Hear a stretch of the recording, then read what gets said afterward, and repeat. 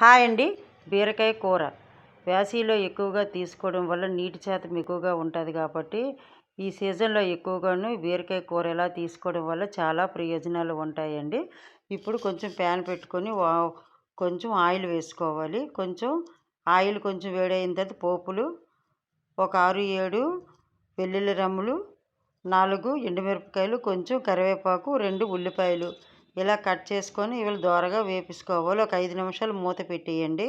కొంచెం అవి మగ్గిన తర్వాత ఇప్పుడు కొంచెం ఇలా మగ్గిపోయాయి కదా, ఇప్పుడు బీరకాయలు ఒక హాఫ్ కేజీ బీరకాయలు తీసేసుకున్నాను నేను.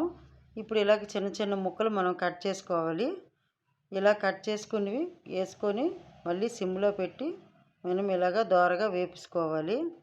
హైలో వద్దు, కొంచెం సిమ్లో పెట్టేసుకోండి. ఇప్పుడు ఒక స్పూన్ రుచికి తగినంత సాల్ట్, మీరు ఉప్పు వేసుకోండి. ఒక స్పూన్ కారం అయితే సరిపోతుంది. ఒక హాఫ్ స్పూన్ పసుపు, ధనియాల పొడి, జీలకర్ర పొడి కూడా వేసుకోవాలి. ఒక పెద్ద టమాటా తీసుకొని చిన్న చిన్న ముక్కలు ఇలా కట్ చేసుకోవాలి. మీకు చిన్నవి అయితే 2 వేయండి, లేదంటే పెద్దదైతే 1 వేసుకొని ఇలా సిమ్లోనే పెట్టుకొని మనం దోరగా వేపుకోవాలి. ఇందులో వాటర్ కూడా పడదు. మనం ఇలా లైట్గా ఎంతగా సిమ్లో పెట్టి వేపుకుంటే అలాగ దగ్గరికి అలాగ అయిపోతుంది.